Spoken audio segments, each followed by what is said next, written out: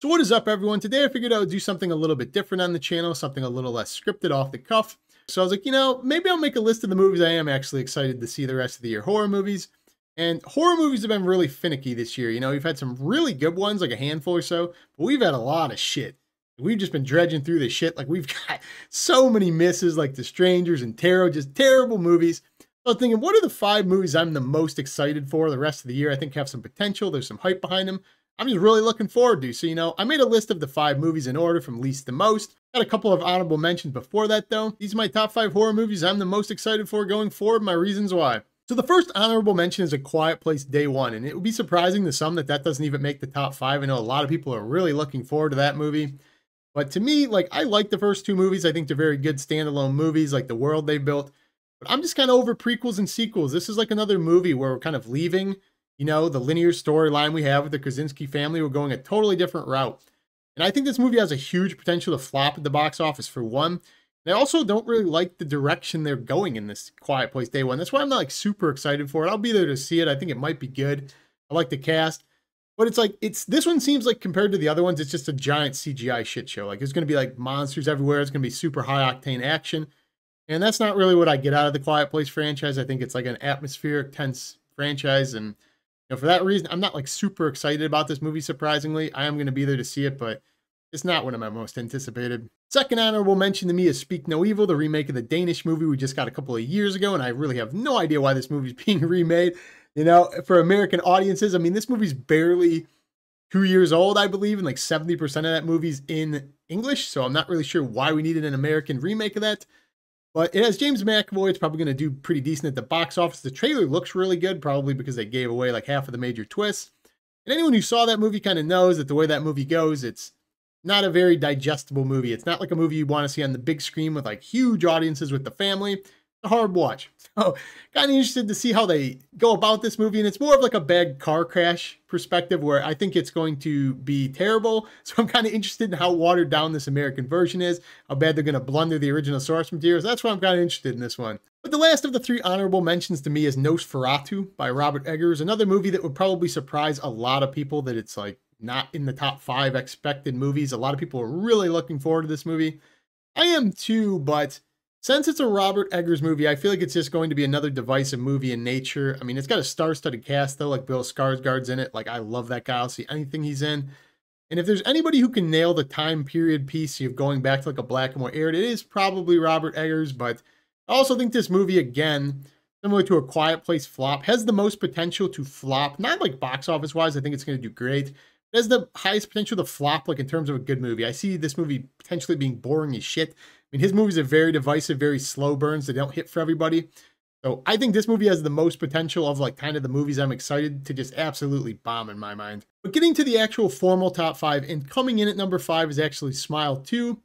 And this is a very interesting one to me, because again, it's a sequel. And you can use the same logic I said with A Quiet Place.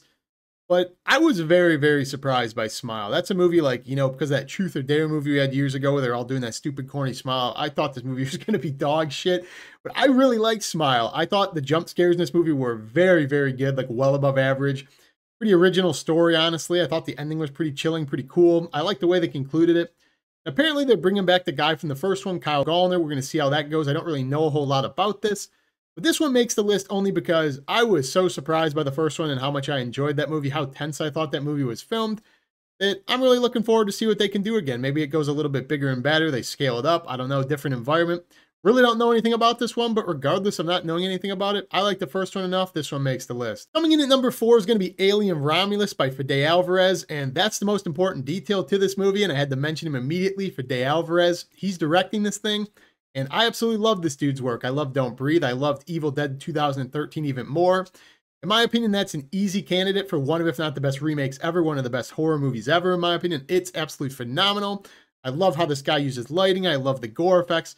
And to me, I don't really follow the Alien franchise. On my channel, I'm currently kind of going through them all. I just got through the second one. I'm trying to catch up for Alien Romulus. And this guy, being the director, has single-handedly given me the oomph to get through that franchise, where I'm like, okay, I want to catch up, because I have high expectations for this movie. I think it's going back to the terror route, not really the corny sci-fi CGI fest. And that's a franchise I really think needs to be injected with another element of horror, not so much sci-fi action. I watched an interview with him and Ridley Scott where they're kind of breaking down how they bounced ideas off of each other, took inspiration.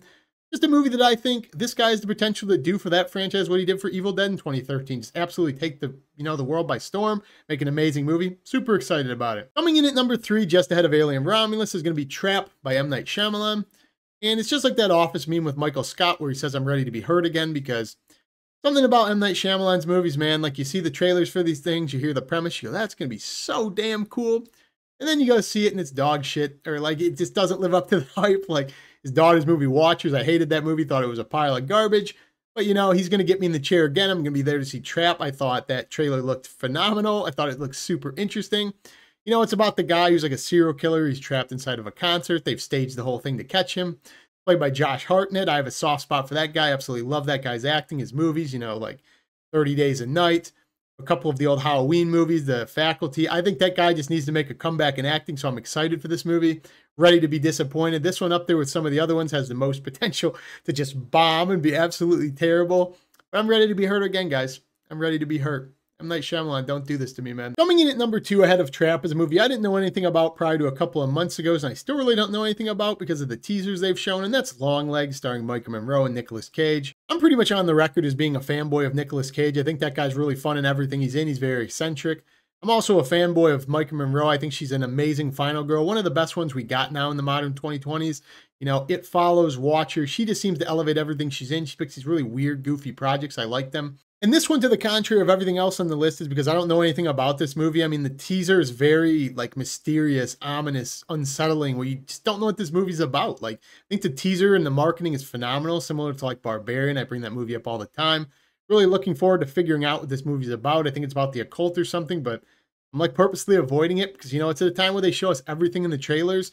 I don't know anything about this movie, and for that reason, they've drawn me in. Show me what it is. I don't know. But coming in at number 1 by a landslide, and this was my movie from 2024 that was my most anticipated movie of the year regardless, and that is Maxxxine by Ty West, the conclusion of that trilogy. And the more time that has went on with this movie, the more I've been excited about it. And I know, it's like how you build yourself up for disappointment, but I have hope, because the other two, I have hope that it's going to be just as good.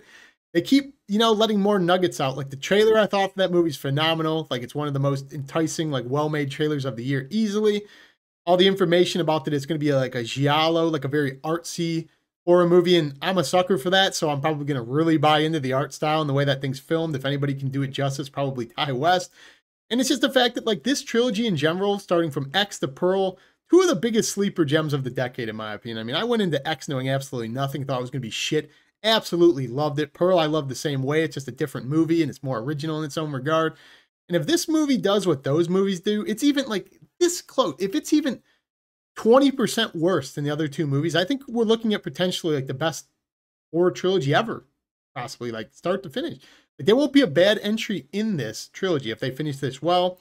I think it has the most potential to be fun, the colorful schemes, the music choices, 80s vibe. I'm a sucker for that. I cannot wait to watch this movie in a couple of weeks. It is by far my most anticipated movie for the remainder of 2024. And that's just my list for the 5 horror movies I'm the most excited about moving forward into 2024. I think these movies all have a ton of potential. You should be excited as well. So are you as excited in any of these movies as I am? If you are, comment down below, or just leave your own list of 5 movies you're looking forward to the most and why. I'm kind of interested in seeing what everyone else is looking forward to throughout the rest of the year. As always, if you haven't subscribed yet, what the hell are you waiting for? I kind of do it all on this channel. I do new releases, scary stuff, rankings, lists like this. So if you want to, join me down below. But yeah, that's all I got in this video. I'll see you guys in the next movie review. Peace.